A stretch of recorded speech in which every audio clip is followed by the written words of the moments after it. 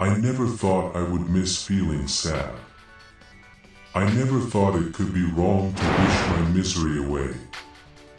If only I had known the damage it would cause. The damage it would inflict on others, all to take my own pain away. All I can feel now is the same numbness I felt when it started to unravel, when I made that mistake, that terrible mistake. I don't know if I can ever feel normal again. All this, because I couldn't cope with my own feelings, because when I saw that damn ad, I had to know if it was real. I had to know if someone could really take my misery away. A few months ago, I was in a really bad spot in my life. I had just arrived at work on Monday morning, tired but ready to start the work week. Unfortunately, I, along with dozens of other employees, found out the hard way that layoffs were occurring. We had shown up to a locked office and a note by our branch manager, Mr. Fleming, who did not have the courage to tell us in person that our services were no longer required. My now former co-workers and I stood outside the locked building in shock and disbelief. My friend Josh, who started around the same time I had, looked as if he were about to spiral into a nervous fit. I tried to reassure him, though admittedly I was just as nervous about what would happen next. Hey man, it's alright. We will get through this. I know we will find something else soon. He just stood impassively and stared. He was normally so happy, and seeing him that upset was rough. Josh finally looked up at me, managed a weak smile, and responded, "Yeah, I know. You're probably right. It's not the end of the world." He stood there for another long moment, then shambled back to his car. I realized I should do the same and follow suit. I was not sure what to do, so I just decided to head home. While driving back to my apartment, I was still attempting to process what had just happened. The random callousness of it made me furious. Not just for myself, but all the people whose livelihoods were upended. I had moved out of state to accept that job.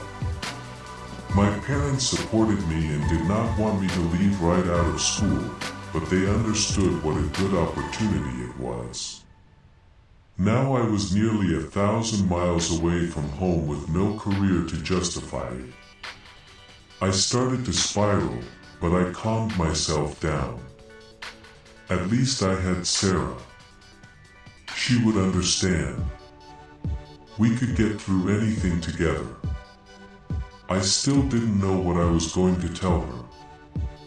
I loved her and didn't want to disappoint her, but I knew I couldn't hide the news. I considered texting her, but I decided I would tell her in person. While driving, I missed a call from my dad.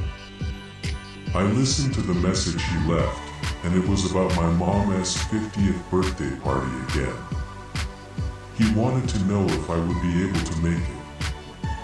I had wanted to, but had not really planned on it. Money was tight, and I was also squirreling away a bit of cash from each paycheck to buy a ring for Sarah. I thought my mom would understand and approve of the choice. But I felt even worse knowing everything would have to be put on hold while I searched for a new job. When I got back home, I was surprised to see my friend Liam's car parked in my spot. I rationalized that he might just be dropping off the tools he had borrowed last week and that he might also be visiting with Sarah. We had all been friends for a while, so at the time I didn't think anything of it. I figured I might as well tell him the bad news while I was at it. I parked in the guest spot and went upstairs, working up the courage to tell everyone that things were about to get a lot more difficult. I never had to break the news the way I was expecting. Instead, I went inside to find clothes lying on the floor and sounds coming from the bedroom. I have a dim memory of being angry, but I cannot remember the exact feeling I had when I opened the door and saw the two of them in bed together. I remember the surprise, the shouting, the indignation. I remember Sarah crying and shouting at me, while Liam grabbed his stuff and apologized before fleeing the scene. Sarah tried to talk to me, to explain. I don't remember what she said. I grabbed a bag of my stuff and left. All the while, the words bled into the background like white noise. I remember being in such a hurry to leave that I tripped on the stairs and fell. I caught myself before I was seriously hurt, but my phone was badly cracked. I stared dumbly at the screen and thought the deep fissure along the surface was a perfect symbol of how my life was going. I had cracked too. As I drove away, I finally let the implications of what had happened settle into my heart and mind. I knew I shouldn't be driving in the state I was in, but I had to get away. After traveling aimlessly for almost an hour, I decided to check into a cheap motel and spend the afternoon processing everything that the day had thrown at me. Once the initial surge of emotion had subsided, some creeping pragmatic concerns popped into my head. The first of which was, what would I do for work now? I knew I needed a new job, but I couldn't focus. I couldn't get the question out of my head. Why? Why was this all happening now? I could get a new job, but Sarah. She and I were supposed to be together. I thought we could get through anything. Then I thought about Liam, my best friend, someone who I always thought would have my back and never let me down. The betrayal by both the people I trusted most was profound. I remember alternating between hopelessness and visceral, but ultimately impotent anger. When I was more composed and ready to handle things again, I set about looking for a new job and a place to stay. I started looking online for listings, and after hours of fruitless searching, it started to feel hopeless. That's when I saw it, something strange but interesting. It was an ad offering the most bizarre sales pitch I had ever heard of. It read, "Is life weighing you down? Are your problems too much to handle? Is misery hanging over you like a storm cloud ready to burst? If so, then I would like to help.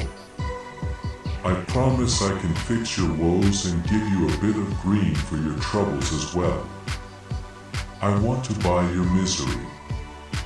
No emotion is too tumultuous, no memory is too painful. The more traumatic the better. Let me ease that burden and pay you cash.